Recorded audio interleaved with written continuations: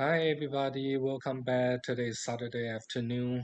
Today I like to talk about anger and anger management. So anger is one of the physiology response from our body. Everybody has probably have anger multiple times in their life. So today we're gonna talk about the definition of anger, and how the anger will impact on our body physically, mentally, and also we provide some tip to help people to manage their anger. So to begin understand how anger, we can say anger is a normal response from our body. Usually anger occur when we feel injustice, when we feel being treated unfairly, or sometimes it can be simple as we feel like we cannot convey our message to the other party. For example, if you had argument with your neighbor and then you think that your neighbor is doing anything but you're doing everything correct, and obviously your neighbor not think that way.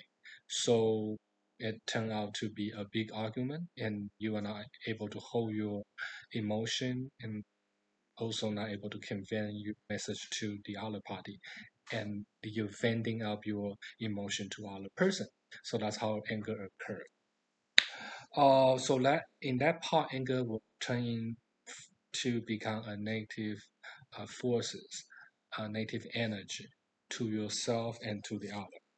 Anger can impair your judgment, can preventing you from making a right decision, can also cloud your decision making skill.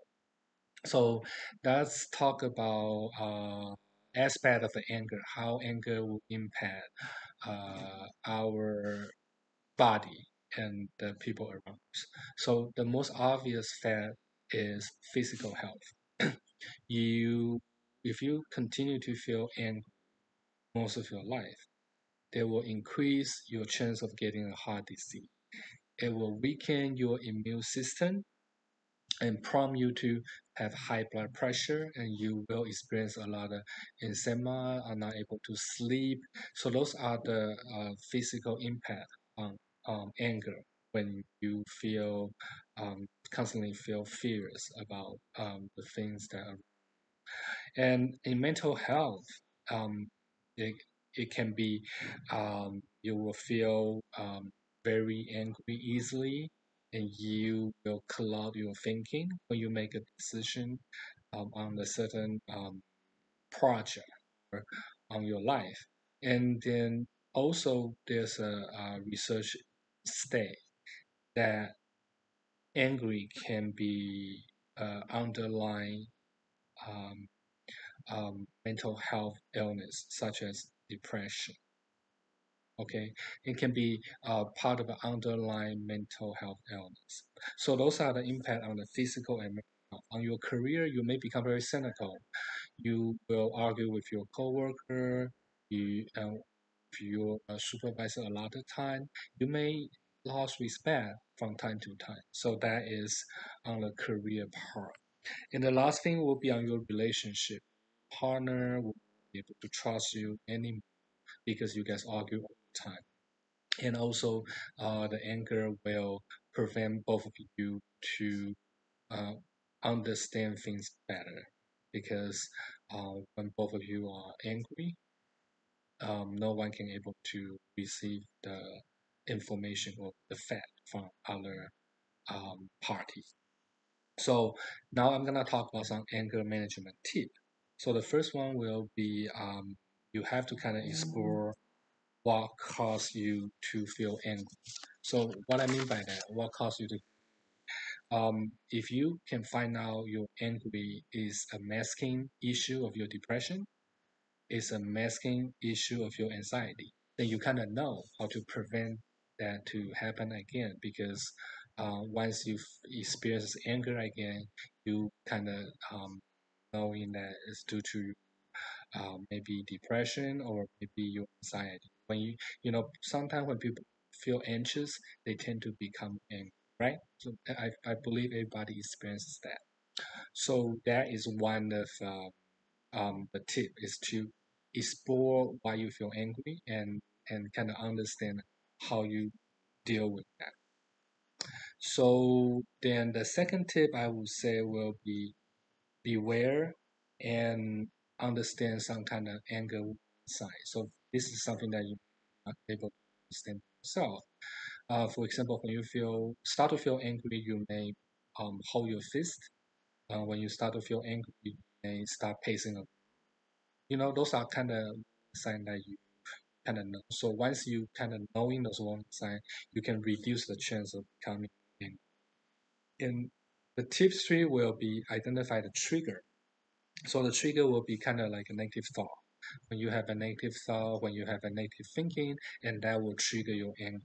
So if you can kind of adjust that trigger, which means that turn those angry energy to something positive, and then you definitely feel much better. You know. And the tip four will be, um, let's say you have certain angry mindset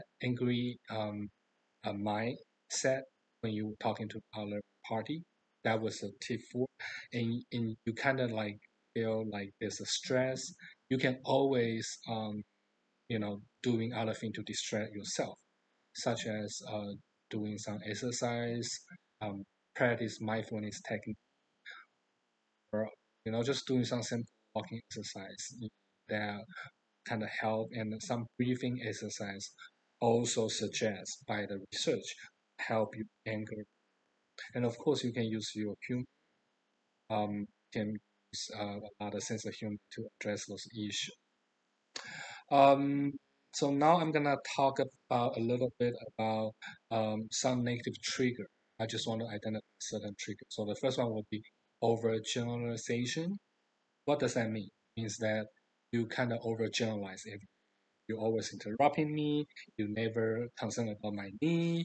Everybody's disrespect me. It means that everything is not your fault. It's someone else's fault. Or you can kind of blaming someone else. This is a negative trigger. All the negative trigger can occur, like say life is not fair. You blame others for your problem rather than taking responsibility by yourself. So those are the two things: blaming and overgeneralizing. But there's a lot of other different negative trigger. And then once you identify those negative trigger, you will know how to prevent this to be happen again during the future, and you definitely reduce your anger. So that's it for today. Well, if you do have any question, you can message me um, or text me um, under the today's YouTube, and then I will see you next time. Bye bye.